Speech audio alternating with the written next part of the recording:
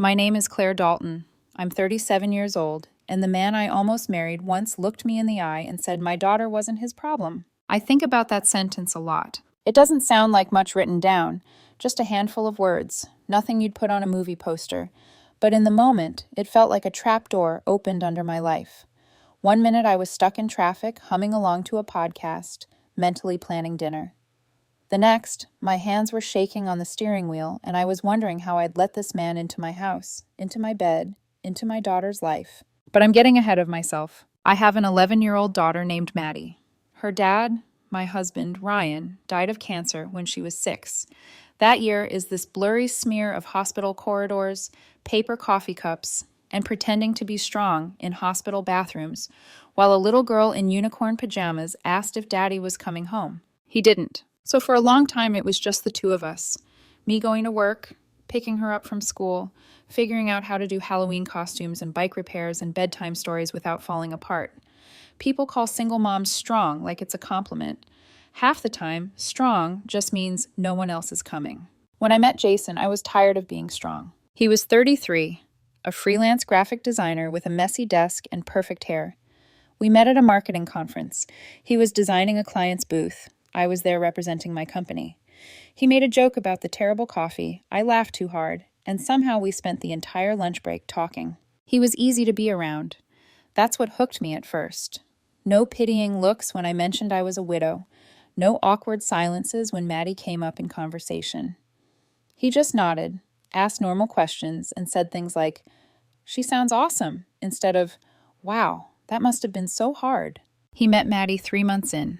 We went to the park. He pushed her on the swings, pretended to almost fall off the slide, and let her decorate his shoes with sidewalk chalk. She warmed to him fast. Kids do that when someone actually looks at them, when they're not just a prop in the background of your adult conversation. 14 months after that first terrible coffee, he proposed. Small restaurant, nervous smile, ring in his shaking hand. I cried. Maddie clapped so hard she dropped her spoon. It felt like a second chance at a family, like the universe was finally giving us something that wasn't a diagnosis or a bill. 6 months ago, he moved into my house. That's important to keep straight. My house. 3-bedroom place in a decent neighborhood, bought with my salary and my down payment before I ever knew Jason existed. The mortgage is in my name. The utilities, the taxes, the repairs, my name. He brought clothes, a computer, some prints he'd done for clients, and an impressive collection of branded coffee mugs. I brought the stability. On school nights, Maddie eats dinner at 6. It's not rigid, not some military schedule. It's just what keeps our evenings from collapsing into homework chaos and bedtime meltdowns.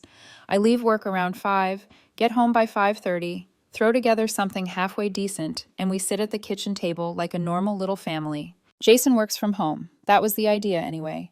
Freelance graphic design, flexible hours, a lot of time staring at screens and pretending Instagram is research. Last Tuesday, traffic on the freeway decided to reenact the apocalypse. Red brake lights as far as I could see.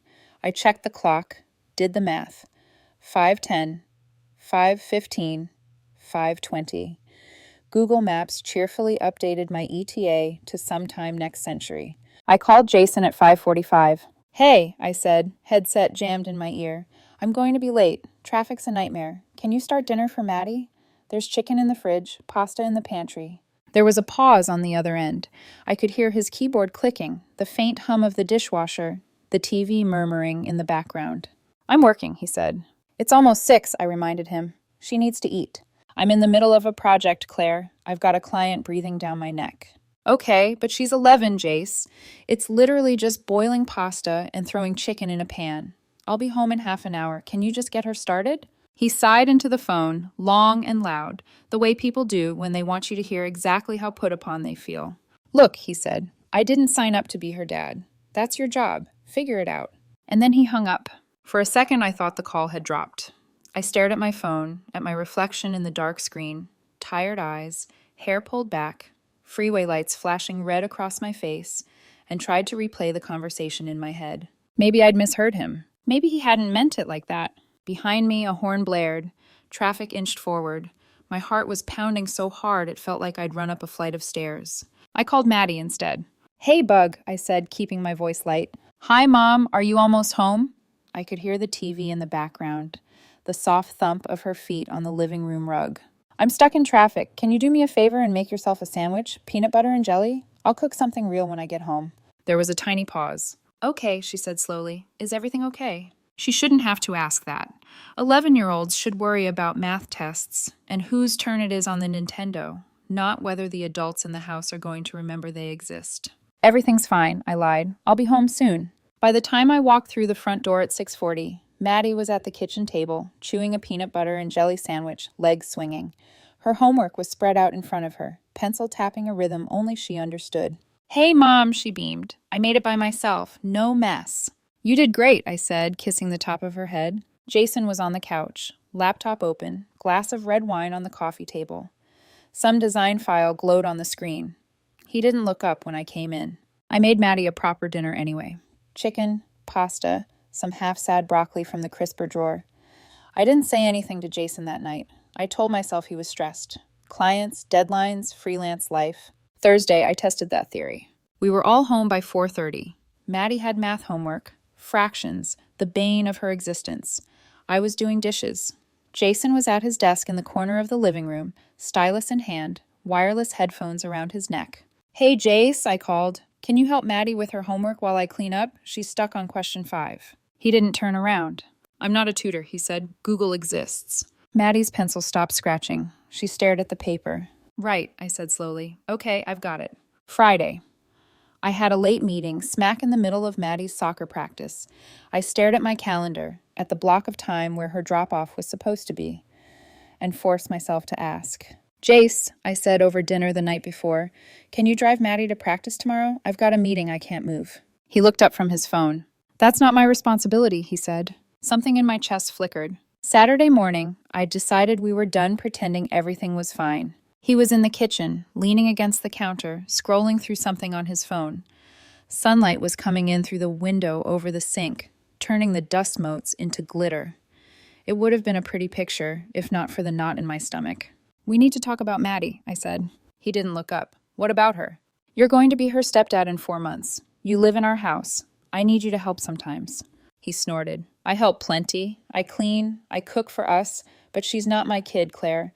You had her before me. That's your responsibility, not mine. She lost her father, I said quietly. She needs stability. She needs adults she can count on. And she has you, he shot back. I'm your partner, not her parent. I didn't agree to raise someone else's kid. But you agreed to marry someone who has a kid, I said. That was part of the package. I agreed to be your husband, he said. Not a replacement dad. I stared at him. He was still holding his phone, thumb hovering over the screen like this conversation was a minor inconvenience between scrolls. She's not asking for a replacement dad, I said. She's asking for basic human decency, food, help with homework, a ride when I can't be in 2 places at once. That's what you're for, he said. Silence dropped between us like a glass shattering. That's when something clicked. This wasn't about workload. It wasn't about who did dishes or pickups or bedtimes. It was about the way he saw my daughter, as a line item he hadn't signed up for, as extra baggage attached to the parts of me he liked. My daughter lives here, I said finally, in my house, the one I pay the mortgage on. His jaw tightened. You live here too, I continued, in a house you don't pay for, using amenities you don't pay for. What are you saying? He asked, finally putting his phone down. I'm saying maybe we need to reevaluate what responsibility looks like in this relationship. His eyes narrowed. Are you seriously going to hold money over my head? No, I said. I'm pointing out that partnership goes both ways. You want me to handle everything with Maddie alone? Fine, but I'll handle my finances alone too. He opened his mouth, shut it again, and stormed out of the kitchen. I spent the rest of the weekend thinking. Maddie and I went to her soccer game. We watched a movie on the couch. I made pancakes Sunday morning. Jason floated around the edges, sulking, working, making himself coffee, acting like we'd had a minor disagreement over whose turn it was to take out the trash. But every time I looked at him, I heard his voice in my head. She's not my kid. I didn't sign up for that. Monday morning, the house was quiet. Maddie had already left for school. Jason was still asleep in the bedroom, one arm flung over his eyes, sheets twisted at his waist like he was fighting something in his dreams. I sat at the kitchen table with my laptop. 2 tabs open, one for my online banking, one for my email. 6 months ago, after we got engaged, I'd added Jason as an authorized user on 2 of my credit cards. For emergencies, I'd told him. Household stuff, groceries, gas. It had felt like a grown-up step, sharing resources, building a life. My cursor hovered over the Cancel Authorized User button. My hands didn't shake this time. If Maddie wasn't his problem, then his morning coffee, his impulse buys, his everything could stop being mine. I clicked. One card, then the other. Somewhere down the hall, my phone buzzed with a new notification as the bank emails rolled in. I closed the laptop, poured myself a cup of coffee, and stood at the window, watching kids walk past on their way to school, backpacks bouncing. My phone started to ring. Jason. I let it vibrate in my hand for a moment, feeling the weight of it, the weight of every choice that had brought us here. Then I answered. When I picked up, I could hear it in his breathing before he even spoke. The mix of anger and panic that comes when something you thought was yours stops working. What the hell did you do? Jason snapped. Good morning to you too, I said, taking a sip of coffee. My cards are getting declined, he hissed. Both of them. I'm standing at the grocery store like an idiot and they're not going through. Did you forget to pay the bill or something? I didn't forget, I said. I canceled the authorized users. Silence. I could almost see his face through the phone, the twitch at his jaw, the way his nostrils flared when he thought someone had disrespected him. You what? He said finally. I canceled your access, I repeated calmly. They're my accounts, my responsibility. I decided to take back control of my money. Why would you do that? He dropped his voice, like someone in the store might overhear. Claire, that's financial abuse. I actually laughed, a short, incredulous sound that surprised us both. No, Jason, I said. It's not abuse to stop funding an adult who refuses to lift a finger for my child. This is insane, he snapped. We're engaged. I'm your fiancé. I need those cards for gas, groceries, stuff for the house. Maddie's not your problem, I cut in. And starting today, your expenses aren't mine. He went quiet. You can't do this, he said finally. I moved my life in with you. I've been taking care of things here. I cook. I have to go, I said. I'm walking into the office. We can talk tonight. Claire. I hung up. For the rest of the day, my phone lit up with texts, screenshots of declined transactions, paragraphs about trust and partnership, a melodramatic, I guess money means more to you than I do. Every time I looked at the screen, I saw Maddie's face eating that peanut butter sandwich alone at the table. When I got home at 6, the house smelled like roasted chicken and garlic. Maddie was sitting at the table, eyes wide, a plate in front of her with actual food on it. Chicken, rice, vegetables. Jason was at the stove, oven mitt dangling from his hand, wearing an apron he'd never touched before. Hey, Mom, Maddie said, grinning. We're having a real dinner tonight. Jason turned, smile a little too tight, a little too bright. I thought I'd help out, he said. Since I'm going to be a stepdad soon, I should practice, right? Maddie giggled. My stomach rolled. We sat down. Jason served, asked Maddie about school, laughed at her story about a science experiment gone wrong. It wasn't that he was bad at pretending. He was actually pretty good. That was what made it worse. I watched him cut her chicken into smaller pieces and felt nothing but cold. Maddie looked happy. That hurt more than anything. After she went to bed, I found him waiting in the kitchen, leaning against the counter, arms folded like he'd practiced the pose. Okay, he said. I get it. Point made. You can turn the cards back on now. No, I said. His brow creased. What do you mean, no? I mean, no, I repeated. They're staying off. He stared at me like I'd started speaking another language. Claire, come on, he said. This has gone way too far. You embarrassed me today. At the store. In front of people. I'm sure you'll survive the humiliation, I said dryly. He stepped closer. I cooked your dinner. I helped Maddie with her day. I asked about school. I'm trying. You cooked dinner the day your access to my money disappeared, I said. You tried the second your lifestyle was threatened, not when my daughter needed you. His jaw clenched. So what? I'm just a freeloader now? That's how you see me?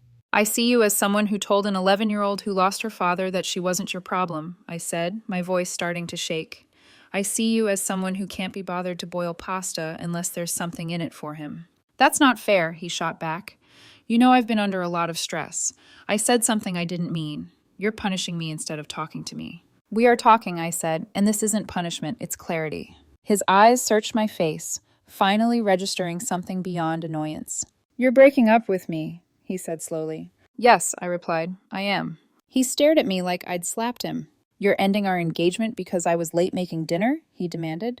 I'm ending it because you made it very clear that my daughter is an inconvenience you never planned to care about, I said.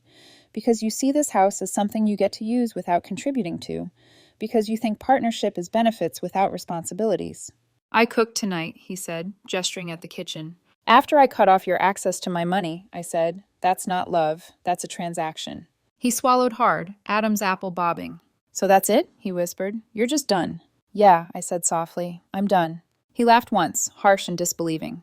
And where exactly am I supposed to go? He asked. I move my life in here, Claire. I can't just pull a spare apartment out of thin air. You can stay in the guest room while you figure it out, I said. 2 weeks. That's it. His face twisted. This is insane, he repeated. You're overreacting. You're throwing away everything over... Don't finish that sentence, I warned. You're not the one raising a grieving kid. He shut his mouth. The next few days were strange. Jason moved his things into the guest room, but spent most of his time in the common spaces. Day 2, he woke us up with the smell of pancakes and bacon. Surprise family breakfast, he announced, flipping pancakes like some Instagram dad. Thought it'd be fun. Maddie practically bounced to the table. Jason made pancakes, she told me, as if I couldn't see them. Yeah, I said, forcing a smile. I can tell. After she left for school, he cornered me by the sink, spatula still in his hand. See, he said, I can do this. I can be a good stepdad. Just cancel whatever weird punishment you think this is and turn the cards back on. Let's forget this happened. You're performing, I said. This isn't real. How is this not real? He demanded. I cooked. I got up early. I'm trying to show you. You're trying because I cut off funding, not because you care about Maddie, I interrupted. That's not true, he shot back. Last week you told her she wasn't your problem, I said. Then you hung up on me while she ate a sandwich alone. The only thing that changed is your access to my accounts. His eyes went glassy with angry tears. You're being cruel, he said. You're taking everything away from me over one mistake. You had 6 months to show up for her, I said. You chose not to. He slammed the spatula into the sink and stormed off. Day 3, he showed up at Maddie's soccer game. I hadn't told him what field we'd be at, but he knew the league, knew the schedule. He stood on the sidelines, cheering loudly, taking photos on his phone like a proud stepdad.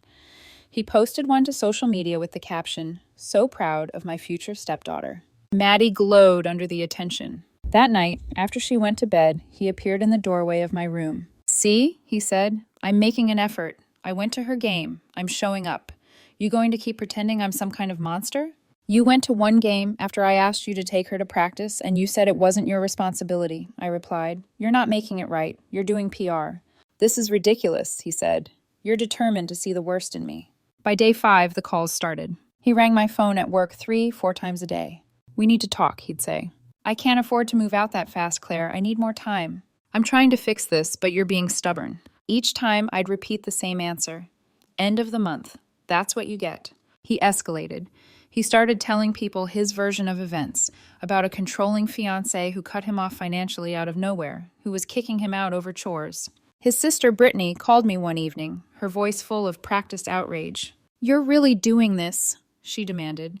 Throwing him out because he doesn't want to be your live-in babysitter? I'm ending an engagement because he told my 11-year-old daughter, who lost her dad, that she wasn't his problem, I said, and then only pretended to care when I stopped funding his lifestyle. You're twisting everything, she snapped. He loves you. He loves Maddie. He loves convenience, I said. He loves my house. He loves my credit limit. She hung up on me. Day 7, Maddie knocked on my bedroom door. Mom, she said, hovering in the doorway. Can I talk to you? Always, I said, setting down my laptop. What's up? She climbed onto the bed, pulling her knees up to her chest. Is Jason leaving because of me? She asked. My heart dropped. What? I asked. No, why would you think that? I heard him on the phone, she said, staring at the blanket. He was crying. He said you were being unfair and that everything was fine until your kid became an issue. I know that's me. I saw red. He said that where you could hear him? I asked. Not to me, she said quickly. I was in the hallway. He didn't know I was there. I took a breath, then another. Look at me, I said. She did. This is not because of you, I said firmly. You didn't do anything wrong. He did. He hurt you. He put himself first. That's why he's leaving. She nodded, but I could see the doubt lingering at the edges. After I tucked her in, I went looking for him. He was in the kitchen, scrolling on his phone, as usual. We need to talk, I said. He glanced up. If this is another lecture...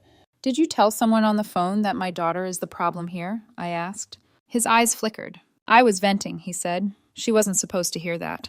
But she did, I said. And now she thinks she's the reason you're leaving. You're blowing this out of proportion, he said. You're the one making her the issue. Get out, I said. He blinked. What? Get out, I repeated. Not in 3 weeks. Not at the end of the month. Pack your essentials. Be gone by tomorrow. You can't do that, he protested. I have rights. You're not on the lease, I said calmly. You're not on the mortgage. You've been living here rent-free. I can absolutely do this. Where am I supposed to go? He demanded. Not my problem, I said. His face went purple. You're unbelievable, he spat. After everything I've done for you. Name one thing you've done for me that didn't directly benefit you, I said. Silence. That's what I thought, I said. You have until tomorrow night. He called his sister. He packed some bags. He left that night. The next morning, I opened my email to a message from a law firm. Subject line, settlement proposal, Jason Miller. His lawyer's email laid it out like a grocery list. $10,000 for unjust enrichment, claiming he'd contributed to the household. Return of his belongings, including furniture I'd owned before I met him. Reasonable timeline of 60 days for relocation. Compensation for the engagement ring. I stared at the screen, then forwarded it to the attorney my friend had recommended with a single sentence. Let's talk. I forwarded Jason's lawyer email to the attorney my friend had recommended. Her name was Marissa Kane, mid-40s, sharp as a needle, and blessed with the calm tone of someone who's seen every messy breakup under the sun. She called me within an hour. Just read it, she said. Congratulations, Claire. This is one of the more ridiculous demand lists I've seen this month. A tiny laugh escaped me, tired but real. That's what I thought. Let me guess, she said. He never paid rent? No. Utilities? No. Mortgage, taxes? Not a cent. Did he buy furniture? The only thing he bought was a coffee grinder. So the items he's claiming ownership of? Mine, I said. Bought years before him. Marissa exhaled through her nose. Okay, then this is a bluff, a clumsy one. For the first time since he'd moved in, since he'd said the words, "She's not my problem," I felt something loosening inside me, like a knot beginning to untangle. Send me everything, Marissa said. Emails, texts, screenshots, receipts, especially any credit card statements. That last part turned out to be more important than I realized. The credit card trail. That evening, after Maddie went to bed, I sat in the living room with a cup of tea, scrolling through 6 months of credit card statements. $138 at a clothing store, $200 at an electronics retailer, $75 at a boutique skincare shop. But the most frequent purchase wasn't something physical. It was gift cards. Target, Amazon, Best Buy, a few Visa prepaid ones. Quietly sprinkled through the statements like breadcrumbs. Marissa called me again the next morning. Claire, she said, I've gone through your documents. Okay, I said, bracing myself. He bought nearly $5,000 worth of gift cards. I almost dropped my phone. I thought it was maybe a few hundred. No, she said gently. This is substantial and not categorized as household necessities. These are personal discretionary purchases. My chest tightened. He told me he was buying groceries, supplies, things for the house. I know, Marissa said. That's why it's a problem. What does he do with $5,000 in gift cards? Marissa hesitated.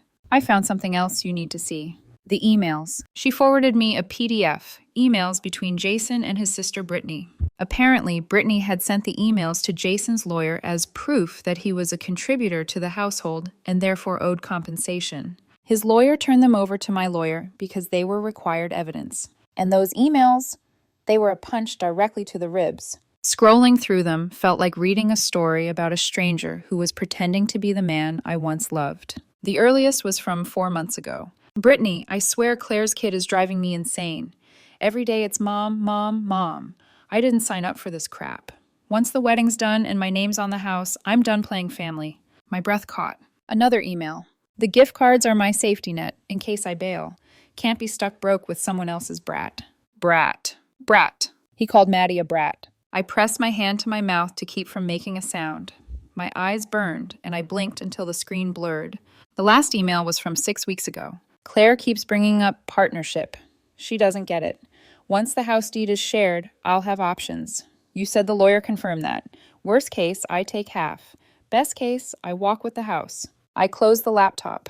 I sat there in silence, the world spinning around me. Not only did he see Maddie as a nuisance, he was planning his exit strategy before we even booked a venue. Jason hadn't been overwhelmed by a child. He'd been waiting for the right moment to take everything. The smear campaign. He started working the phones by day 3. My mom called me first. Claire, sweetheart, Jason called me. He said you kicked him out with no warning. I closed my eyes. Did he tell you why? He said you canceled his access to money and threw him out for being imperfect. Mom, I whispered. He told Maddie she was not his problem. He refused to feed her dinner. Twice. My mom went very quiet. Oh, she said. You want me to block his number? Please. Then came my sister Erin. Erin isn't unkind. She's just blunt, honest to a fault. She called with that voice, the concerned, soft-edged, therapist tone she uses on her students. Claire, I'm not taking sides, she began. I just need to ask, are you sure this isn't about control, cutting him off financially? That can look bad. I didn't cut him off to punish him, I said. I did it because I was done paying for a man who refuses to help raise the child living under the same roof. And the breakup? Was because of his character, I said, not money. Erin sighed. Okay, I trust you. I just had to ask. She meant well. That didn't make it hurt less. The intervention dinner. Tom and Kelsey invited me to dinner the following week. Neutral tone, friendly wording. Just catch up, no drama. I should have known better. I should have listened to the tiny voice in my head whispering, don't go. But I was tired, emotionally threadbare, hungry for normalcy. So I went. The table was set for 3. I was the first to arrive. Tom stood up to hug me. Kelsey poured wine.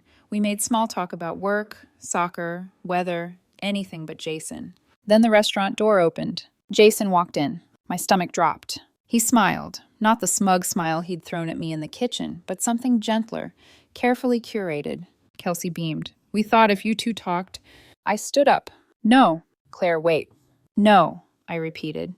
You don't get to ambush me with a man who lied to me, used me, and hurt my daughter. And you two don't get to play marriage counselors while ignoring the fact that he never once lifted a finger for Maddie. Tom stepped forward, palms out. We just thought, you thought wrong. I grabbed my purse and walked out without another word.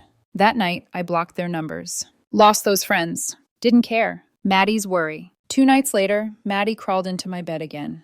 Mom? If Jason doesn't like me, does that make me hard to love? My heart cracked clean in half. No, I whispered. No, baby. You are easy to love. You are the easiest thing in the world to love.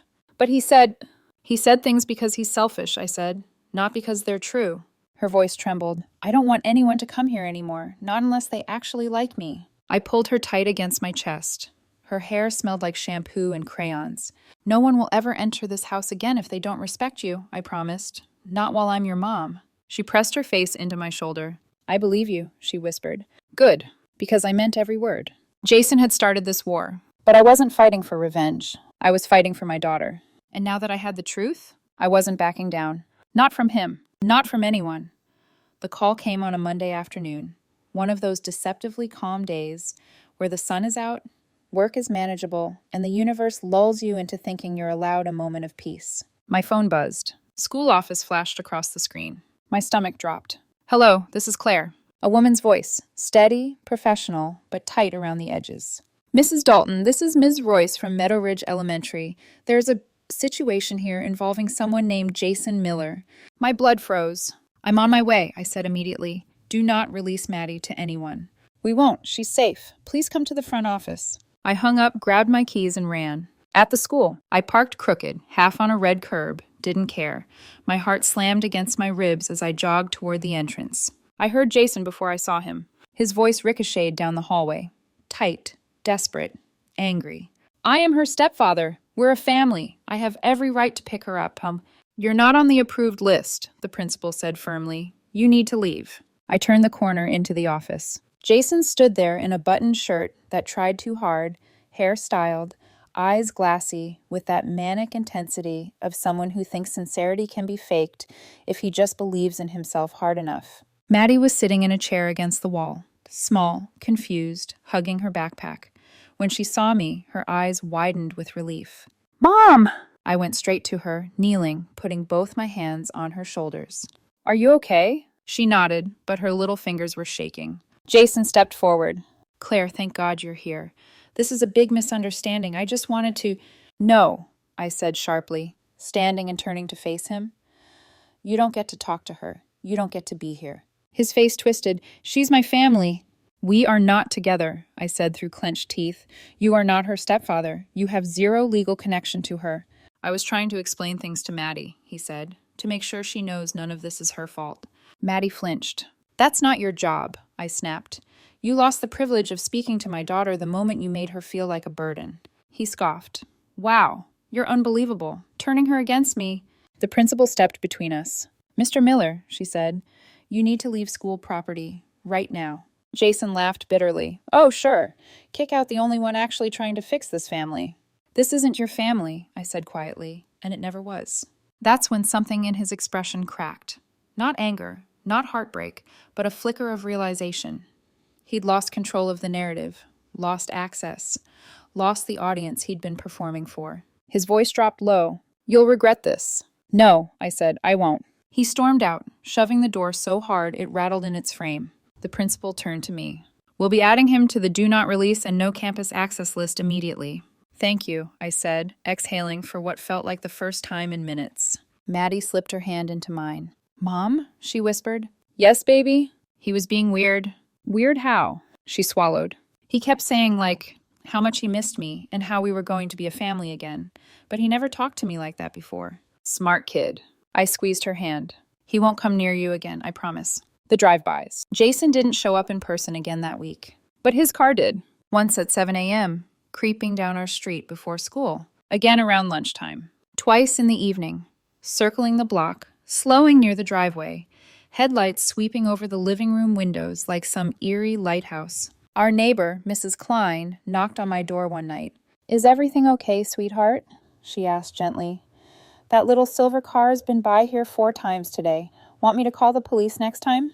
I'll handle it, I said, but thank you. Inside, my hands shook as I locked the door. I sat on the couch for a long moment, breathing through the rising fear. Enough was enough. So I called him. When he answered, his voice was cold.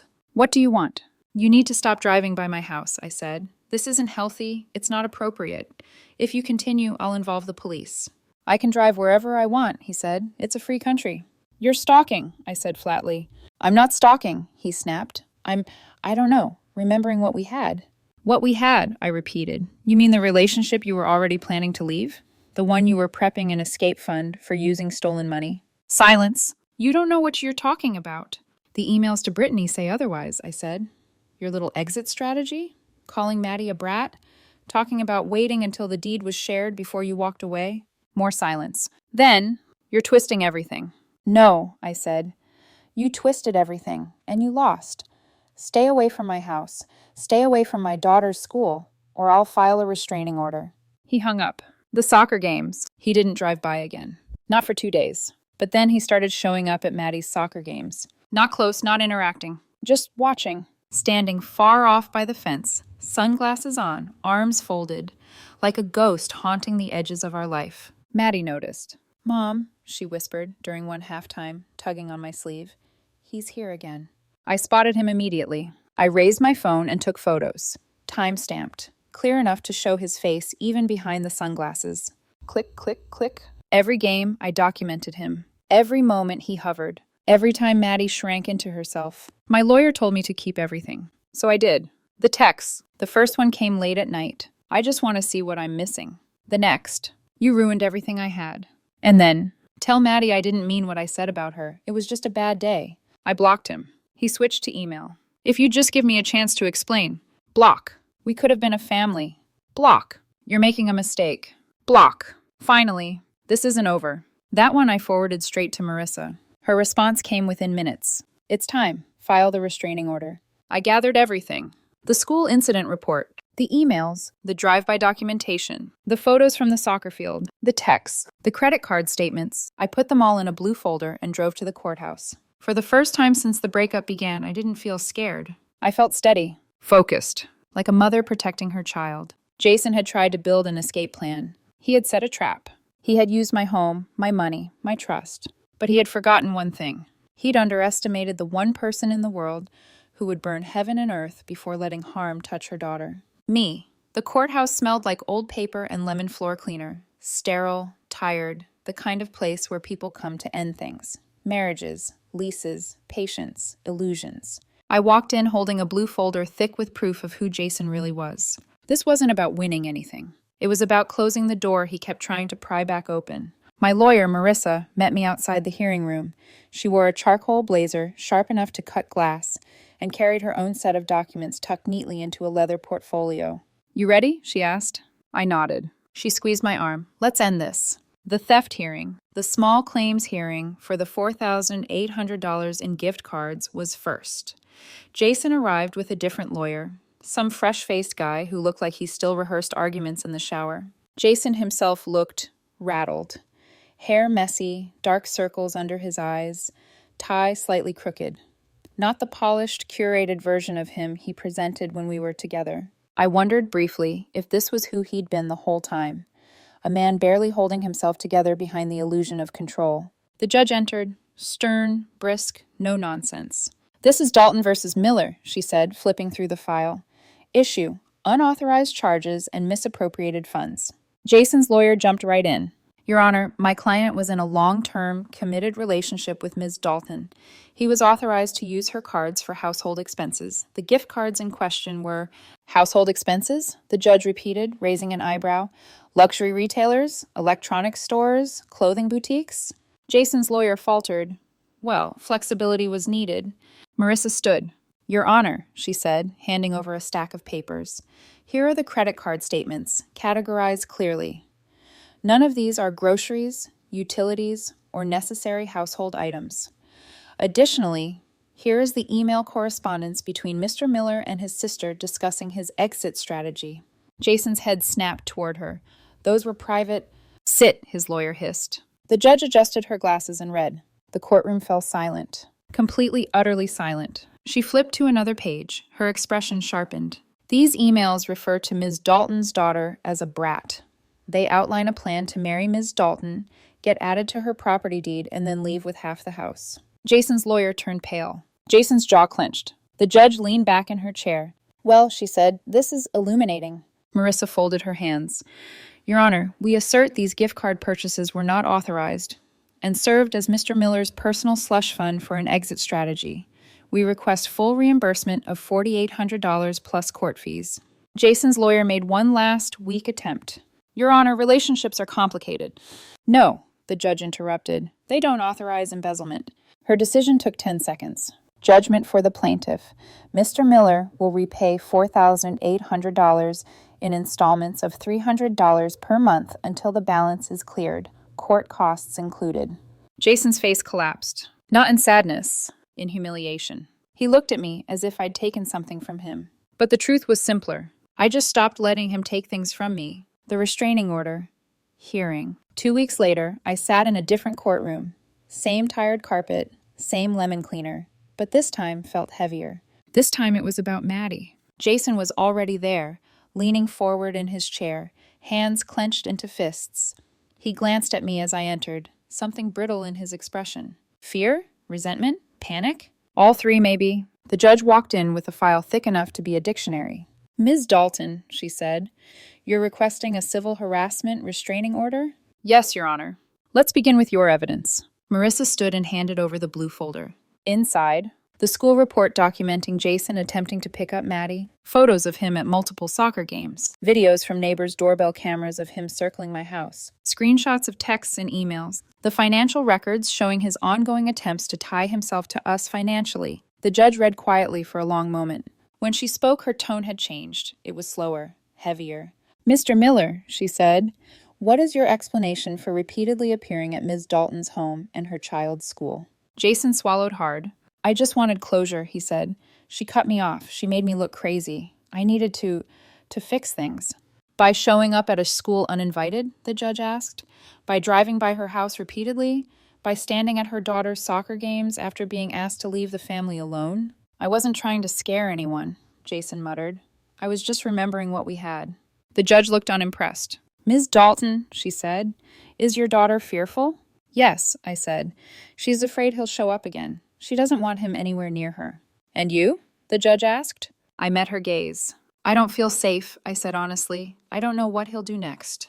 Jason's breathing hitched, like the room had tilted against him. The judge closed the folder, leaning back thoughtfully. "In reviewing the evidence, she said, this behavior meets the legal definition of harassment. I am granting a 1-year restraining order." Jason's head jerked up. "What? That's—" She continued without looking at him. "You must stay at least 100 yards away from Ms. Dalton, her daughter, her home, and her daughter's school. Any violation will be considered a criminal offense. I wasn't trying to hurt anyone, Jason insisted, voice cracking. She's painting me as some kind of villain. Mr. Miller, the judge said sharply, you had closure when the engagement ended. This is harassment. This stops today. Jason slumped back, defeated. His sister, seated behind him, glared at me, eyes full of accusation, as if I had done something wrong, as if protecting my child was cruelty instead of motherhood. I didn't look away. Let her glare. Let them all glare. I wasn't here to be liked. I was here to protect Maddie. Outside the courthouse, the sun was warm on my face. Marissa handed me the signed order. You did the right thing, she said. I nodded. But I wasn't thinking about being right. I was thinking about the tiny hand that held mine walking into school each morning, and how now, finally, she could walk in without fear. The messages began to flip. That night, my phone buzzed with a text from an unknown number. I need you to know I had no idea about any of it. It was from Lily, Jason's best friend's girlfriend, someone who used to be neutral territory in the friend sphere. She continued. The exit strategy, the gift cards, how he treated Maddie. I didn't know. I believed what he told me. I'm sorry. I stared at the message for a long moment, then typed, thank you for reaching out. One sentence. I didn't owe her more, because apology or not, the fallout didn't change what I'd learned. That sometimes the people who defend the cruelest people are simply those who never had to see who they were behind closed doors. Jason had been exposed, legally, socially, financially. The narrative he controlled for so long was collapsing around him. And as painful as the process had been, I was finally on the other side of the storm. Or at least close. The last part was still ahead. The quiet place. The life he no longer had access to. Mine and Maddie's. 2 months after the breakup, the world finally felt still. Not empty, not lonely, just quiet. The kind of quiet you don't realize you've been missing until it returns. Soft, steady, warm, like the hum of a house that's finally yours again. The cost of loving the wrong person. One night, after Maddie fell asleep and the dishwasher hummed in the kitchen, I sat at the dining table with a notebook and a calculator. I didn't know why I did it. Maybe I wanted closure in numbers. Maybe I wanted to see the damage for what it really was. Maybe I wanted to prove something to myself, that I had survived the math of it all. I listed everything. Engagement ring, bought by me. $4,200. Regular credit card spending, over 6 months. $18,000. Gift cards, court-ordered repayment. $4,800. Legal fees, $2,300. Court costs, $420. Total, $21,020. I stared at the number a long time. It hurt. It stung. It made me angry at myself, at him, at the way love can become a blindfold you didn't notice someone tied over your eyes. But then I remembered something else. My house is worth about $380,000. If I had married him, added him to the deed like we'd discussed, then divorced him later, I would have lost half, $190,000. He wasn't using me for a ring. He wasn't using me for dinners or soft mornings or affection. He was using me for an exit plan. And by acting when I did, by ending the engagement the moment he made Maddie feel like she didn't matter, I effectively saved myself nearly $200,000.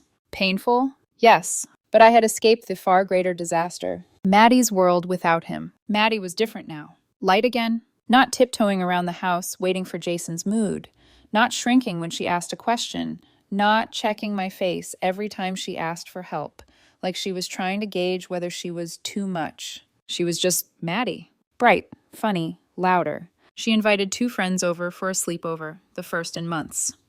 The house filled with giggles and popcorn and blanket forts. At one point, she ran to my bedroom door, breathless. Mom, come see the fort we built. I followed her to the living room, stepping through blankets draped over chairs and string lights clipped to the couch. She beamed at me. Isn't it cool? It's amazing, I said. And it was. Not the fort, the freedom behind it. Later, as I tucked her in sleeping bag that night, she whispered, I like it better now. Just us. Me too, I said softly. She yawned. Do you think you'll date again someday? Maybe eventually, I admitted. Not anytime soon. Good, she said, already drifting. I don't want another him. I brushed her hair back. If I ever do, I whispered, you'll be part of that decision. Nobody enters our home who doesn't respect you. Her eyes flickered open, soft and trusting. Promise? Promise. She fell asleep. I stayed sitting there a moment longer, watching her breathe. There is no courtroom victory more valuable than that. Friends lost, friends kept. Some friendships didn't survive this. Tom and Kelsey sent a long message about how they were taken off guard by my reaction at the dinner and how I shut down communication. I deleted it without replying. Jason's sister, Brittany, posted a cryptic Instagram story about bitter women who weaponize trauma. She blocked me afterward, which was a gift. But other people stayed. My mother baked Maddie cookies just because. My sister Erin showed up unannounced with Thai food and a movie. Even my brother Mark called, awkwardly, because he's Mark, but he called. You did right, he said, blunt as ever. Anyone who treats Maddie like she's optional doesn't get access to you. That was all he said. But it meant everything.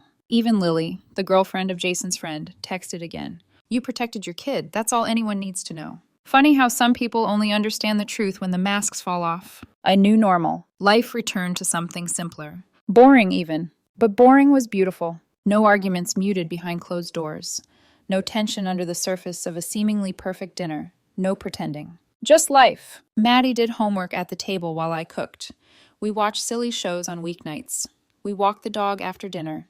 We laughed again, loudly, freely, without pairing it with caution. One afternoon, as we grocery shopped, something Jason used to make sound like manual labor, Maddie slipped her hand into mine. You're smiling, she said. I hadn't realized I was. When we got home, we cooked dinner together. She chopped vegetables, slowly, cautiously, while I handled the stove. She told me about her best friend's crush on a boy in their class, about a science project involving paper bridges, about a girl who brought a tarantula to show and tell. I listened, not because it was dramatic, because it was ordinary. And ordinary was something we had earned. The final reflection. People ask if I regret the relationship. I do, and I don't. I regret ignoring the early signs. I regret trusting someone who valued stability more than love. I regret letting a man into my daughter's life who didn't deserve to be anywhere near her. But I don't regret learning this. When someone shows you who they are, believe them the first time. And when they show cruelty to your child, remove them from your life immediately. Not after a warning, not after a consequence, not after a financial cutoff. Immediately. Love doesn't require you to sacrifice your child's sense of security. Parenthood doesn't negotiate about safety. And motherhood? Motherhood is the quiet, fierce promise. I will not let harm into our home. Now our home is peaceful, safe, light-filled. Ours again. I closed the door on Jason's chaos and opened a new one for Maddie and for me. A door into a life defined not by the drama someone brought into it, but the peace we rebuilt after he left.